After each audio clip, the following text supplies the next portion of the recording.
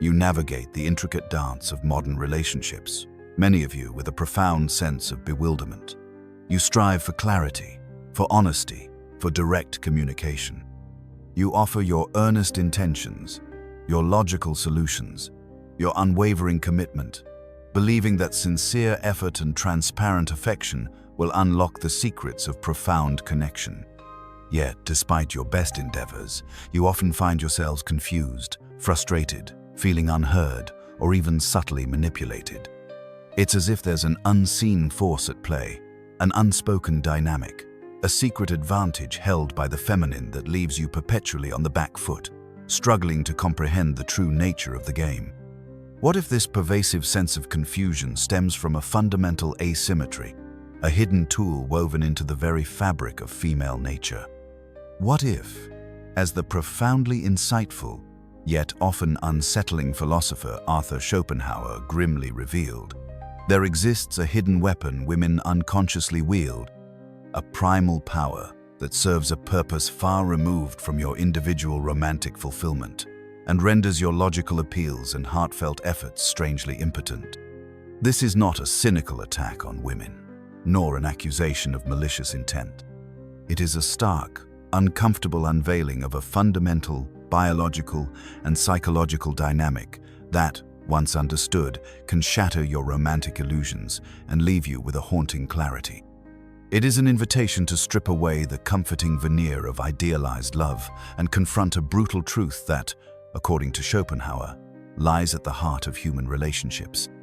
Until you recognize and understand this hidden weapon, this unconscious strategic imperative, you will remain a captive of your own illusion, perpetually vulnerable to forces you cannot comprehend, and forever bewildered by the true nature of the feminine will.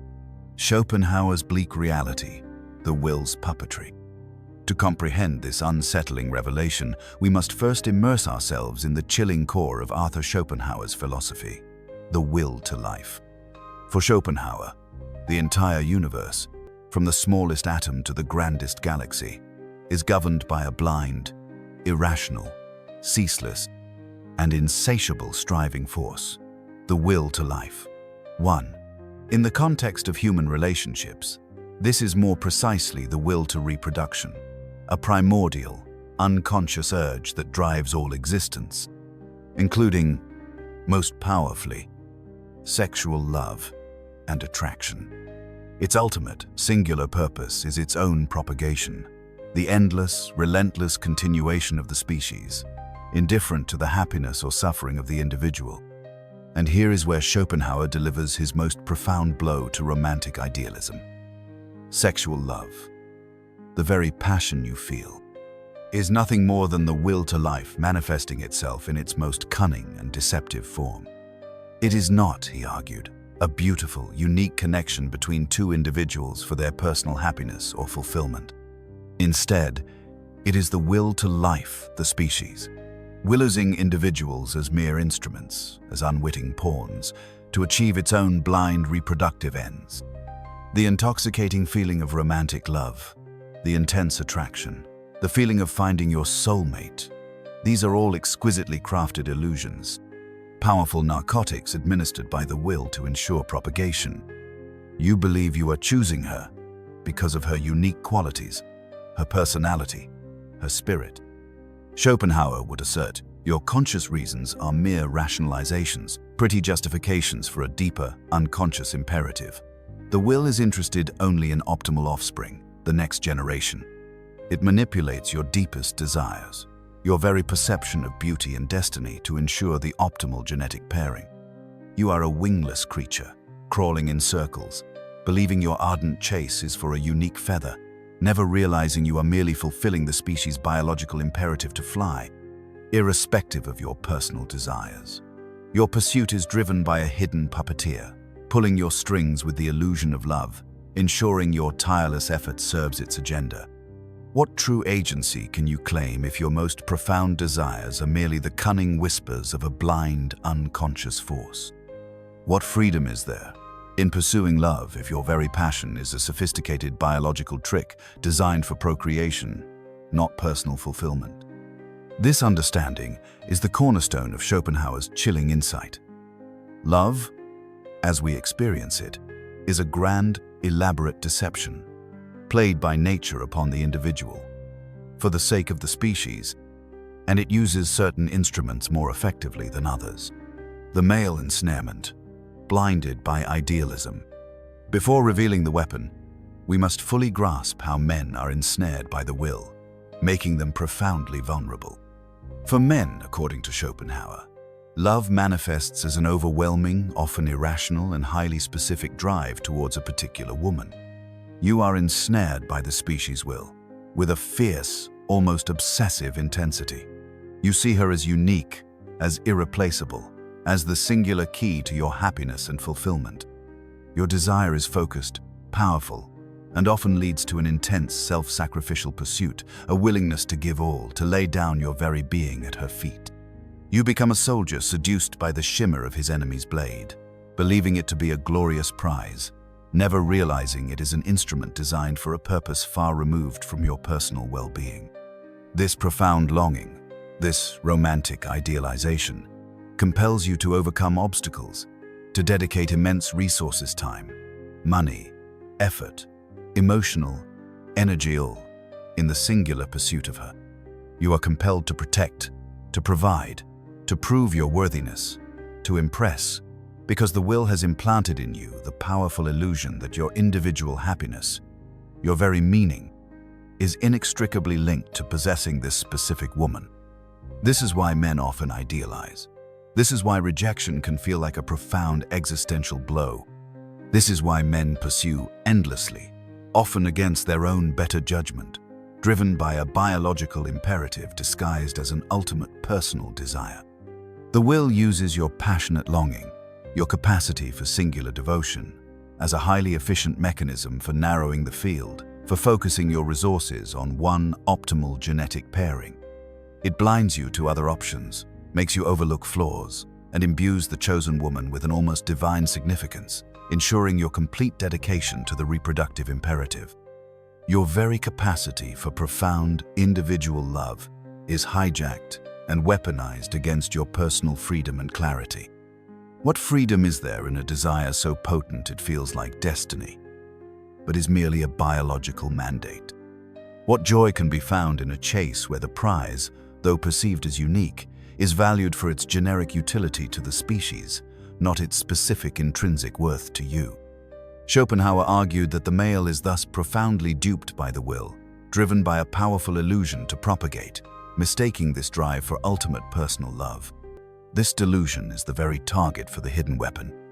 The hidden weapon revealed: intuition, cunning, and dissimulation. And here is Schopenhauer's truly haunting revelation regarding the female condition within this framework, explaining why he saw women as master strategists for the species and revealing their primary hidden weapon.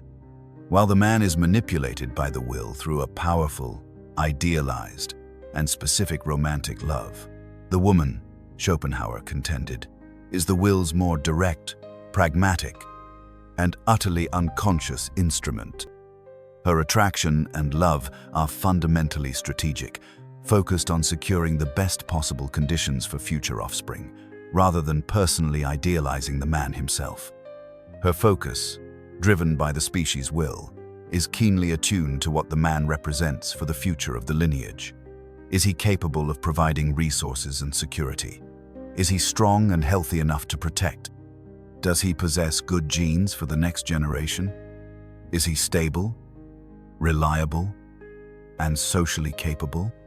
Her love, therefore, is inherently more conditional, more practical, and less personally focused on the man's unique individual spirit than the man's idealized vision. It is a love that evaluates, assesses, and selects based on criteria that ultimately serve the survival and flourishing of the species, not the individual man's romantic fulfillment. This is her first, most potent, hidden weapon, her unconscious, pragmatic intuition, guided by the will to assess male utility.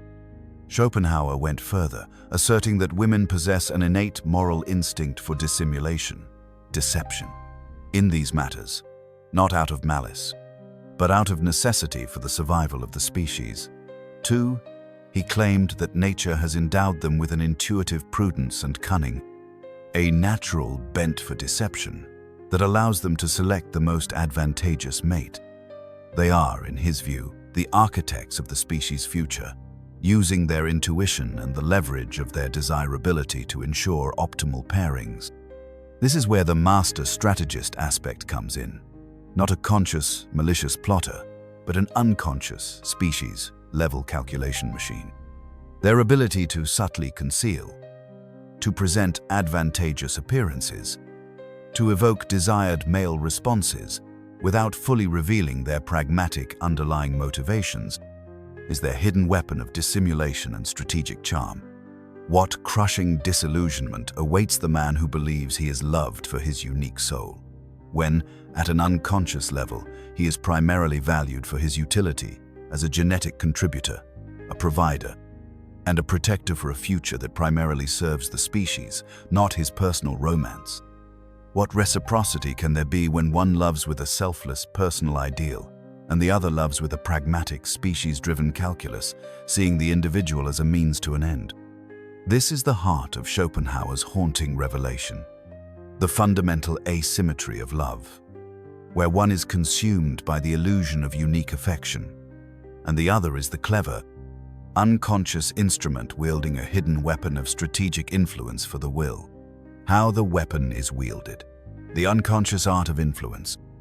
This hidden weapon of pragmatic intuition and dissimulation is not wielded with conscious malice, but through an unconscious, almost biological, art of influence that has been refined over millennia by the will to life.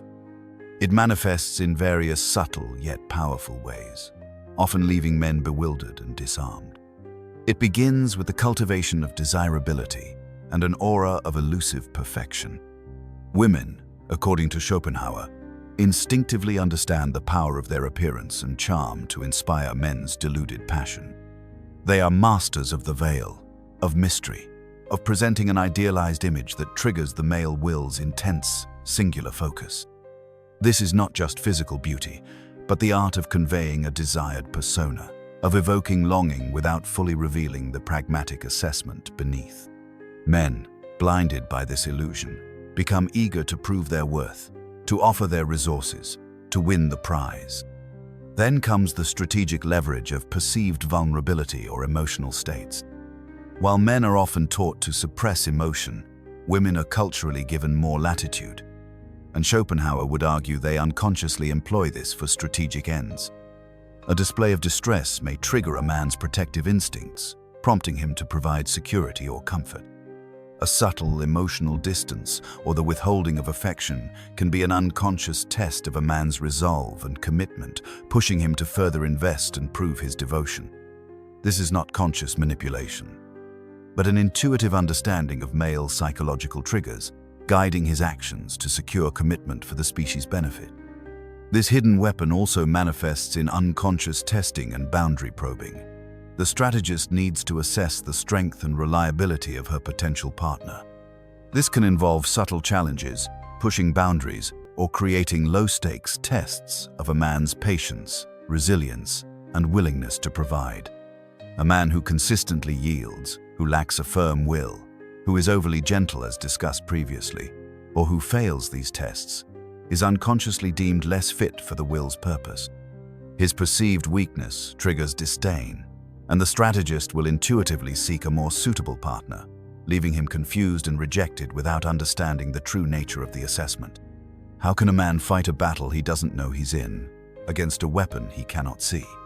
How can he build a genuine connection when one party is unconsciously optimizing for utility, while the other is consumed by idealistic love? The unseen transaction of these interactions leaves the man feeling used, unfulfilled, and perpetually confused by a dynamic he cannot comprehend, because he operates on a different, more naive script. The cost to the man, betrayed by the illusion, the failure to recognize and understand this hidden weapon, this unconscious female strategy for the species, exacts a severe emotional and existential toll on men. They are left in a state of perpetual confusion, frustration, and often profound unfulfillment.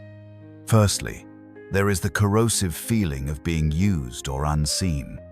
Men often feel that their immense efforts, their personal sacrifices, their very being, are consumed and leveraged, yet their deepest, personal longing for reciprocal, idealized love remains unmet. They feel like a resource, a tool, a means to an end, rather than a uniquely cherished individual. This leads to a quiet resentment, a pervasive sense of being perpetually shortchanged in the grand bargain of love, because they believe they are playing a different game, entirely a game of personal connection versus a game of strategic propagation. Secondly, there is the spiral into bitterness and cynicism. When the man's idealistic vision of love inevitably clashes with the pragmatic, strategic reality he is unconsciously subjected to, he can become deeply disillusioned. He may retreat from relationships, convinced that love is a lie, that women are inherently manipulative, when it's merely unconscious strategy, or that his own profound capacity for deep affection is a burden rather than a gift. This cynicism, born of shattered illusions and painful experiences, poisons the well of future connection, making him wary and emotionally guarded. Thirdly, there is the perpetuation of the endless chase for an impossible ideal and the loss of self-sovereignty. Because the will's illusion is so powerful and the hidden weapon so effective, men continue to chase that elusive reciprocity, seeking it in different partners, in different relationships, never understanding that the fundamental asymmetry is not a flaw in any particular woman, but an inherent aspect of the human condition as revealed by Schopenhauer. This becomes a Sisyphusian task, perpetually pushing a boulder up a hill, only to have it roll back down, guaranteeing perpetual unfulfillment and a profound loss of personal agency as his life becomes dictated by an unexamined pursuit. He builds a shrine to confusion, sacrificing his inherent self on the altar of manufactured reciprocity. What existential loneliness is more profound than believing you are deeply loved, only to realize that the love you receive is fundamentally different in its nature and purpose from the love you offer? What psychological damage is inflicted by a life spent chasing a mirage of perfect romantic symmetry, unaware of the strategist at play and the hidden weapon she wields? The unexamined nature of love, as Schopenhauer revealed it, leads men into a profound emotional quagmire where their deepest longings are tragically misdirected, disarming the weapon, the path of radical insight. So, how does one disarm this hidden weapon? How does a man escape the tyranny of this will to life, this haunting deception of the strategist? Schopenhauer, being a pessimist, offered a grim yet intellectually liberating path, a radical form of disillusionment. He argued that true freedom, true escape from the endless, suffering-laden striving of the will, comes from understanding its mechanism and then deliberately detaching from its influence. His solutions were primarily intellectual and aesthetic, gaining knowledge of the will's true nature through philosophy and rigorous thought, and momentarily transcending individual desire through aesthetic contemplation. For the modern man, a literal adherence to Schopenhauer's asceticism might seem extreme. However, his core insight provides a powerful pathway to self-sovereignty. The power lies in knowing the truth, however painful. This means developing a profound intellectual detachment from romantic illusions. It's not about becoming emotionally cold or avoiding relationships. It's about seeing love for what it fundamentally is through Schopenhauer's lens, a powerful, often beautiful, but ultimately deceptive drive orchestrated by the species, will, using its hidden weapons to achieve its end. This radical disillusionment is not easy. It's the terrifying act of pulling back the veil, of seeing the puppeteer behind the romantic play. It means accepting that your intense, idealized love is a unique male burden and gift, and that expecting an exact mirror of it will lead to inevitable disappointment. It means understanding that her love, while genuine in its own way, often operates on a different, more pragmatic frequency. This is the courage to embrace an uncomfortable truth, rather than clinging to a comforting lie. This intellectual clarity is your shield against unconscious manipulation, allowing you to see the hidden weapon for what it is, and thus disarm its power over you. What freedom can you claim? if you remain perpetually ensnared by an illusion that causes you endless suffering? What genuine connection can you forge if you refuse to understand the true nature of the forces at play, the master strategist at work? The path to breaking the spell is the path of knowledge, however bitter its taste, leading to profound self-sovereignty. The sovereign man's true sight, choosing conscious connection. So, what does this haunting revelation mean for modern men seeking love? It means shifting your paradigm from the romantic ideal of perfect reciprocity to a more grounded, more honest understanding of love's true nature. It means reclaiming your own sovereignty, not by abandoning love, but by approaching it with clear eyes and a profound sense of self-awareness. Firstly, cultivate radical self-possession and purpose, independent of her. Stop making her the sole vessel for your fulfillment. Understand that your intense desire is often the will's trick. Anchor your life in your own mission, your own values, your own creative endeavors. When you are a man pursuing his own purpose, his own self-authorship, your attraction becomes magnetic, not needy. This is the man who embodies sovereignty, drawing others in, not desperately chasing, effectively neutralizing the hidden weapon's leverage over you. Secondly, redefine reciprocity not as identical feeling, but as mutual respect and shared purpose. Acknowledge that while her love may not manifest with the same specific, idealized fervor as yours, it can still be deeply genuine and valuable in its own right, for its own purpose. Seek a partner who respects your sovereignty, who shares your values, who contributes meaningfully to a life you are building together, and who appreciates you for who you are, rather than just what you provide. This is a conscious choice for a partnership built on tangible alignment and mutual contribution, rather than a phantom ideal of merged souls. Thirdly, embrace disillusionment as liberation. The recognition that love is often a biological imperative does not diminish its beauty entirely, but it strips away its most painful illusions. This allows you to engage in relationships with open eyes, understanding the underlying currents, and thereby protecting yourself from profound heartbreak. You can appreciate the beauty of the experience without being enslaved by its deceptive promises of perfect mirroring. This intellectual clarity is your shield against the hidden weapon's power. Finally, and perhaps most crucially, direct your intense capacity for love. That profound masculine yearning, not solely towards a single individual as an ultimate end, but also towards creative pursuits, philosophical inquiry, self-mastery, and contribution to the world. Channel that immense energy into building a life of purpose and meaning that is independent of any single external validation. When your deepest love is for your own becoming, your own truth, your own contribution, your interactions with others, including women, come from a place of abundance, not desperate need. You become immune to the hidden weapon's attempts to control. The path beyond Schopenhauer's haunting revelation, the path to disarming the hidden weapon, is not one of cynical isolation, but one of radical self-awareness and courageous redefinition of love. It demands that you shed the romantic illusions that have kept you enslaved to a false promise of perfect reciprocity. It requires you to understand the will's game, and thereby refuse to be merely its pawn. Will you continue to chase the illusion of a love that perfectly mirrors your own, perpetually seeking a reciprocity that is, by nature, unachievable, leading to endless frustration and disillusionment? Will you remain a wingless creature, caught in the will's deceptive currents, a mere instrument for its strategic agenda? Or will you have the immense courage to look upon Schopenhauer's chilling revelation with clear eyes, to dismantle the comforting myths that bind you, to step into the terrifying yet infinitely rewarding work of truly knowing yourself, owning yourself, and embodying your full, integrated, sovereign power, so that you attract not a user of love, but a true partner in life, one based on conscious respect, even in the face of nature's grand strategy and its hidden weapons.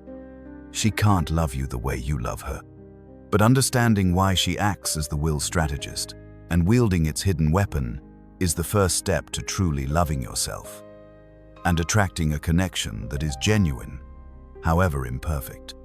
Reclaim your sight.